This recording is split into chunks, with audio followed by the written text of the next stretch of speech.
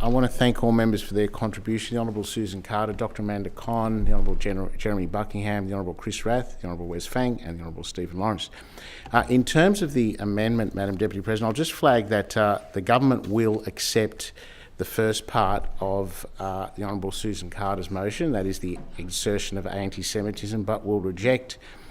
the second part, and I ask that that be done in seriatim if possible when the time comes. Look, it's a little bit disappointing, well, it's a lot disappointing actually, that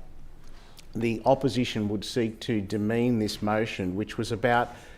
making the point that multiculturalism matters, and it matters especially in the regions as well as the cities. And to try and conflate what's happening at the rallies on the weekend with this issue, quite frankly, cheapens the spirit of the motion. And the fact that the member would come in here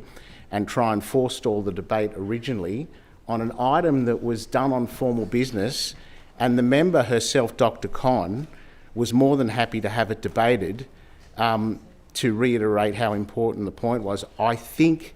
again, shows that the opposition is more interested in using this as a wedge and division rather than actually backing in the substantive motion, which was all about making the point about how important multiculturalism is to this state. And in this particular case, how it's just as important, if not more important, in the regions, and particular with respect to Corowa and what happened there with that reprehensible and despicable display of racial supremacy and Nazism.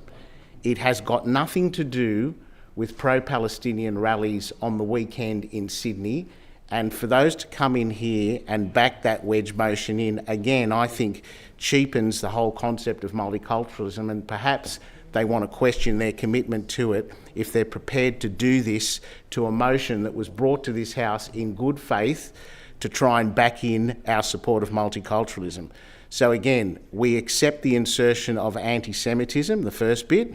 but we reject the implication that